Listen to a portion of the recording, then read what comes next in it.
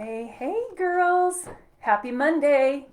Okay, Renegades, we are going to talk about self doubt today and how to overcome it. There's been a lot of chatter from my clients and women in my group reaching out, in our group reaching out to us, and just wanting to know how to overcome the self doubt and the rabbit trail of what happens when you're in that kind of a place. So, we're going to talk about self doubt and how to overcome it. Grab a pen and a notebook and ask your questions. Bring an open mind and take notes. So, a few days ago, I was thinking about what if? What if this? What if that? What could possibly have happened? I really went down quite a pretty long rabbit hole, and I spent some time there, maybe a half hour or so, and it really had me thinking. The cool thing is that came out of that time, and it's, I just want to say it's totally good to reflect and let yourself go down those rabbit holes. But what my takeaway from that time spent was I cannot change the past. And that's exactly what the premise of Renegade Widow is all about. That's what our sister widows are about. Renegades. We are not going to stay in the mold of widowhood and be sad the rest of our life. How awful is that? The thing is, as sister widows, we do not have to choose to suffer any longer than is healthy and than is necessary. So, when I say that, when we suffer loss, we have to take the time to heal. And that's something that I didn't do really well in the beginning, and I'll talk a little bit about that. But taking the time to feel the feels and, process that grief and those emotions and honoring your feelings, because that is a huge deal. When you lose your husband, you all know how huge it is. And we also know that a lot of people don't understand it. Thank God for them. But it's so important, no matter when someone says, oh, come on, get over this. It's time. It's been this long. It's been that long. Or you should be dating or this or that. You get to decide how long you take to feel your feels. And so, to that point, though, I also want to point out that we don't have to suffer longer than is necessary. Long-term suffering, I always say this, you guys have heard me say it over and over and over again, long-term suffering is not a requirement of widowhood. We have the choice not to. So, as I was ruminating, my question to myself was, where would I be if, there comes the what ifs, if I hadn't seeked out complete healing when my late husband passed 9 years ago? It'll be 9 years in in a week and a half. What if I had not pulled myself together? What if I didn't chase after a happy life for my future? Truly, you guys, like a dog chasing a bone. I was not going to accept being miserable my entire life. I just wasn't going to do it. And so, from the very first, I was determined not to let him passing kill me too. I didn't want to have that put me in the grave because it hurts so bad. So many of us are like, oh my God, I can't keep living like this, right? What I did right away is I went to work trying to figure out a way to alleviate the pain. And that just speaks to my personality. I'm a super high driving personality and I want to fix things. But really, essentially what I needed, it was a setback, and I needed to take that time to heal and reflect. And so, after a time, I finally realized I had to take that time in order to be healthy. That was part of the process. I had to take the time to rest and reflect and heal. And I'm hoping some of this sounds like what you've experienced. There's so many commonalities in widowhood that even though our journeys are very similar and parallel, they're each unique to us. And so I finally just kind of set my butt down on the couch. I always say I didn't get up for a year on the couch. I kind of feel like I'm not joking, but it's okay to take the time we need, okay? So the first thing I had to do was gain control over the self-doubt, and that's why I wanted to talk about it today. As I was reflecting this past few days ago, I was just thinking, what was my number one downfall, and that was self-doubt. I really didn't, trust myself to make the decisions that I needed to make in order to continue to run a household, continue to run a career, continue to do all the things I still had to do all on my own now. So the thought, though, of living for the rest of my life was super scary and sobering if I only had self-doubt. It gave me an awful lump in my chest. And so that's what I was thinking about you ladies today is, how are you feeling? How are you feeling today? I'm wondering where you're at in your journey. If you would drop down in the comments how long it's been. If it's been 8 months, just put a year, or you can put 8 months, whatever. If it's been 2 years, 2 years. If it's been, 10 years, put 10 years. Drop that in the comments down below, because I'd really like to see what you think about that and how long you've been and where you're at in any overwhelm and self-doubt. Are you feeling strong and confident, and is your stomach full of self-doubt, even with? So sometimes we can feel self-doubt and sometimes we can be strong and confident in the very same moment. So that's okay. That's totally normal. But my question for you today is it long past time for you to start living, but you just don't know where to start? Again, grab a pen and a notebook, ask your questions. If you ask questions after this video, this Facebook Live, then I'll go ahead and get as many answered as I possibly can. But here's what I know and you know is self-doubt creates overwhelm in spades. It's too much. So when I thought about you ladies, I guess I wanted to cover some things that I used to get out of self-doubt. And the number one way to start getting better is decide to start getting better. Literally, when you make a decision and your brain knows that you've decided to do something. Okay, I'm starting to see some comments coming in. Thank you, ladies. Keep them coming.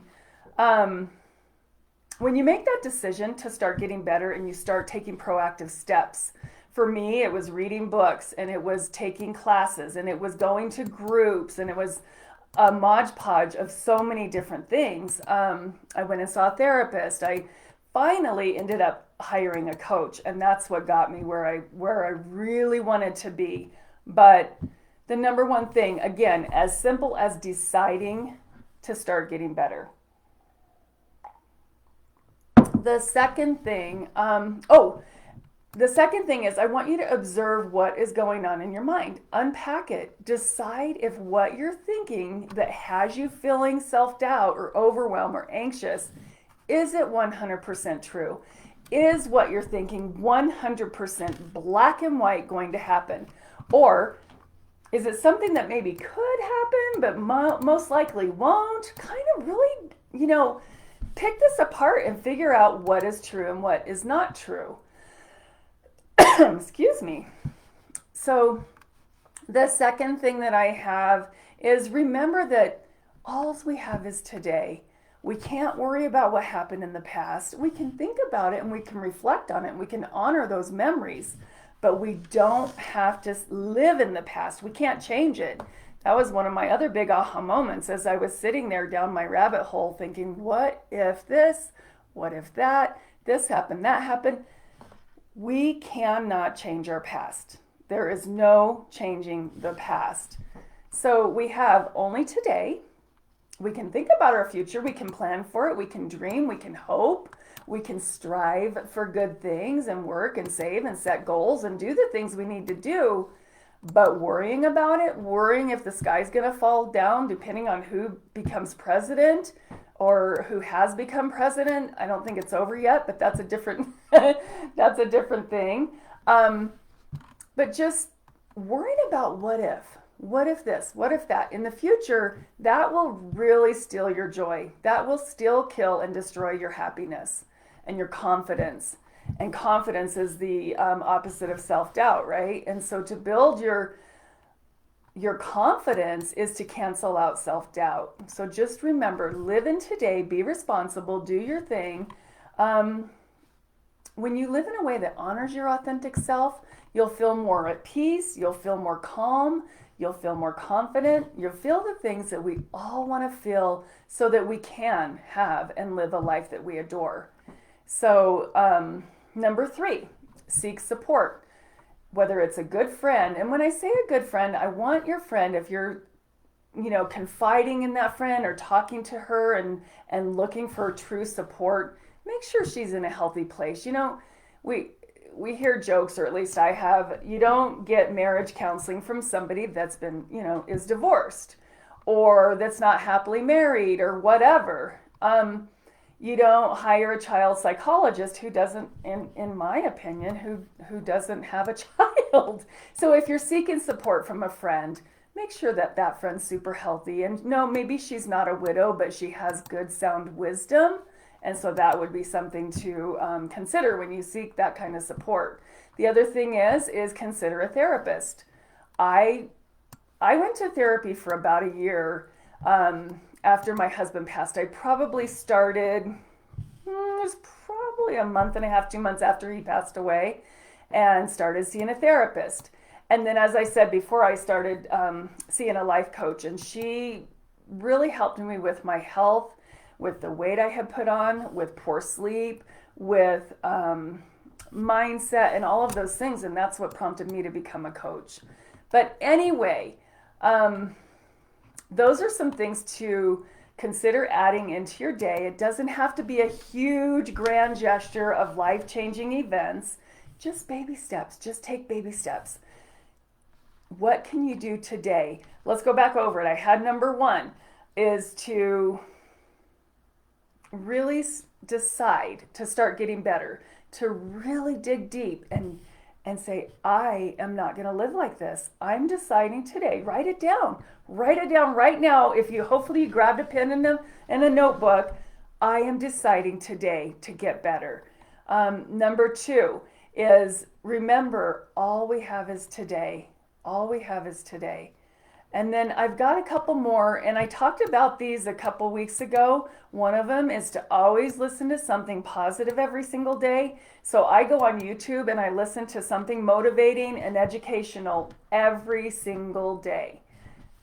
And I know I'm kind of a nerd when it comes to that, and not everybody's going to do that every single day, but just 20 to 30 minutes of positive messaging, whether it's a sermon, whether it's good praise and worship music or other upbeat music, whatever you like, a teaching. Maybe you want to learn how to be a bird watcher, or you want to learn how to write a book. All of that's on YouTube. Just go listen and learn. And that helps to empower you and make you feel more confident. So listening to something positive every single day. And the last one is listen to a meditation.